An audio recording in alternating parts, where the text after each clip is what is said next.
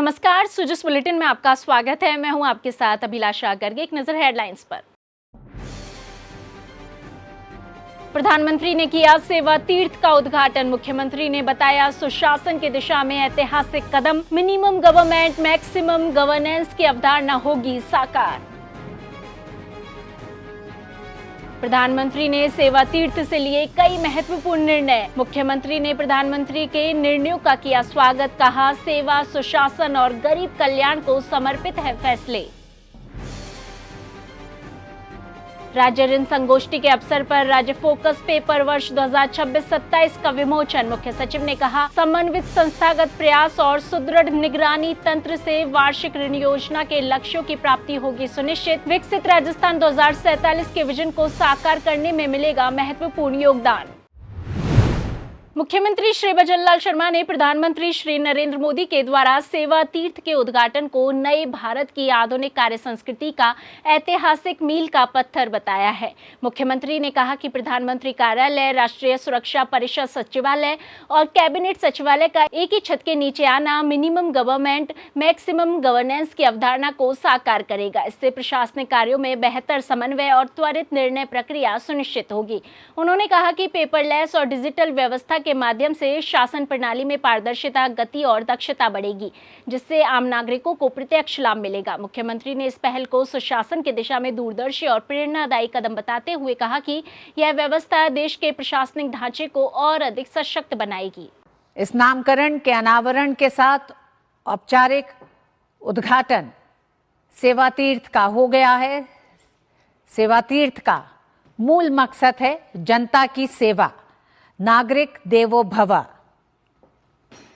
शासन, प्रशासन, सरकार जनता की सेवा के लिए अंत्योदय तक जन कल्याणकारी योजनाओं को उनके अंतिम गंतव्य तक पहुंचाने के लिए। वहीं इसी कड़ी में मुख्यमंत्री श्री भजनलाल शर्मा ने प्रधानमंत्री श्री नरेंद्र मोदी के द्वारा सेवा तीर्थ से लिए गए महत्वपूर्ण निर्णयों का स्वागत करते हुए उन्हें आमजन के हित में ऐतिहासिक कदम बताया है।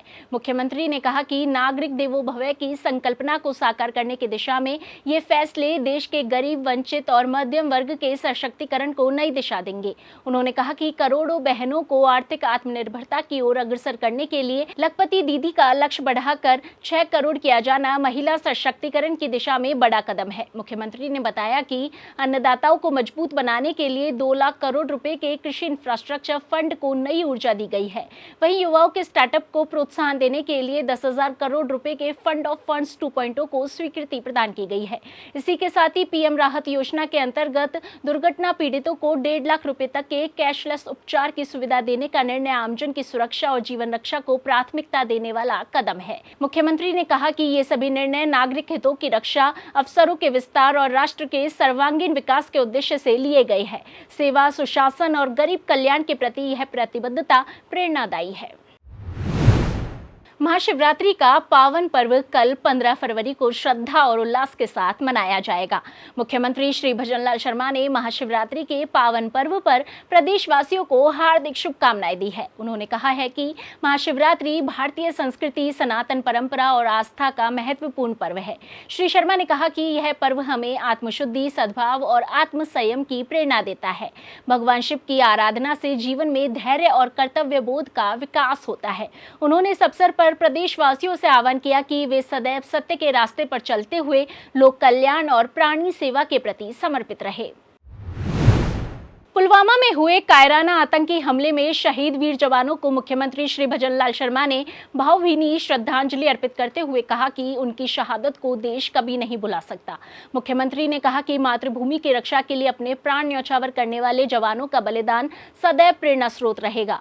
मुख्यमंत्री ने कहा कि शहीदों की वीरता और समर्पण के प्रति राष्ट्र सदैव ऋणी रहेगा।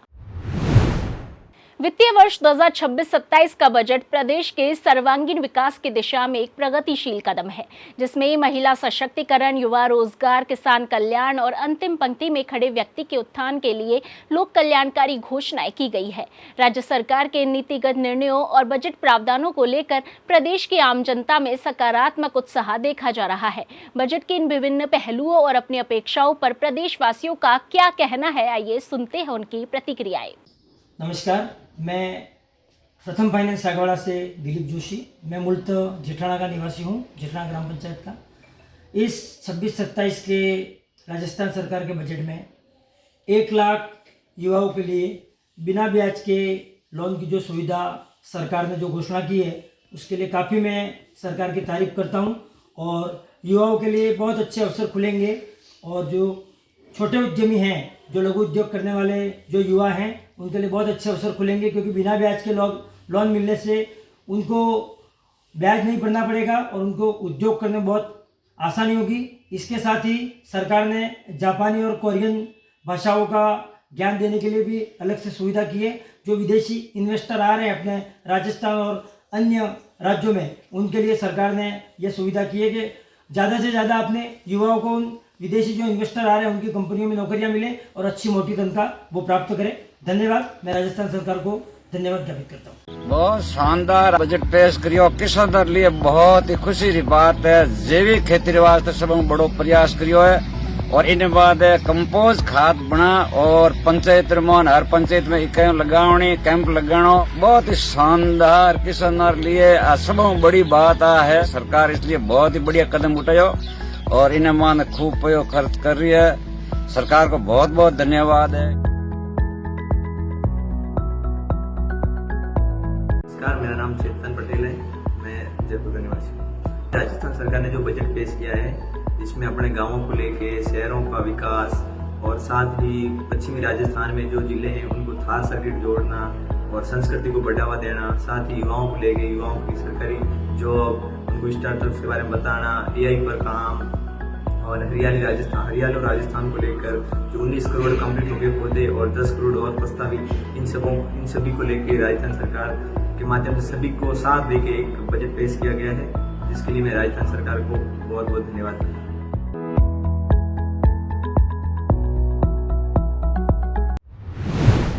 मुख्य सचिव श्री वी श्रीनिवास ने कहा कि 6.11 लाख करोड़ रुपए के राज्य बजट प्रावधान से राज्य के समावेशी विकास के लिए सुदृढ़ वित्तीय आधार प्राप्त हुआ है। उन्होंने रेखांकित किया कि 4.88 लाख करोड़ रुपए की प्राथमिकता ऋण संभाव्यता को ठोस परिणामों में परिवर्तित करने के लिए नाबार्ड, SLBC, सहभागी बैंकों और संबंधित विभागों के समन्वित प्रयास अति आवश्यक है, ताकि कृषि, MSME, अवसंरचना और ग्रामीण आजीविका के क्षेत्रों में संतुलित विकास सुनिश्चित हो सके। मुख्य सचिव राज्य ऋण संगोष्ठी के अवसर पर राज्य फोकस पेपर वर्ष 2026-27 के विमोचन के अवसर पर बोल रहे थे। मुख्य सचिव ने ऋण आधारित और अवसंरचना सम्मिलित विकास को गति देने की अपनी प्रतिबद्धता को दोहराते हुए कहा कि राज्य फोकस पेपर में वित्त वर्ष 2026-27 के लिए 4.88 लाख करोड़ रुपए की प्राथमिकता क्षेत्र ऋण संभाव्यता का आकलन किया गया है, जिसमें 2.24 लाख करोड़ रुपए कृषि तथा संबद्ध गतिविधियों तथा 2.27 लाख करोड़ रुपए MSME क्षेत्र के लिए निर्धारित है, जो कृषि और गैर कृषि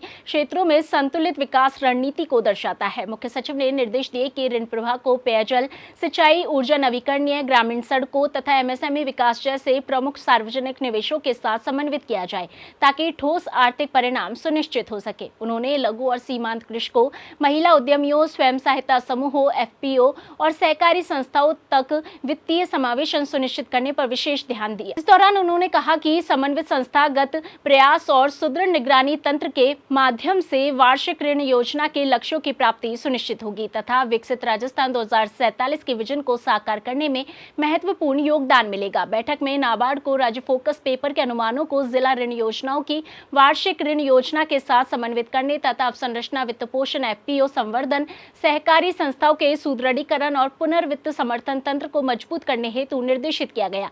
राज्य स्तरीय बैंकर समिति और सहभागी बैंकों को भी निर्देशित किया गया कि वे अनुमानित ऋण संभाव्यता को जिलावार समयबद्ध और निगरानी योग्य लक्ष्यों में परिवर्तित करें तथा कम बैंकिंग कवरेज वाले जिलों में क्रेडिट डिपॉजिट अनुपात में सुधार सुनिश्चित करें। बैंकों को कृषि अवसंरचना, कृषि मूल्य श्रृंखला, MSME, नवीकरणीय ऊर्जा पहलों तथा युवा स्वरोजगार योजनाओं के लिए ऋण प्रवाह को प्राथमिकता देने की सलाह दी गई। जिस बुलेटिन में आज के लिए इतना ही, फिर होगी आपसे मुलाकात। तब तक के लिए नमस्कार।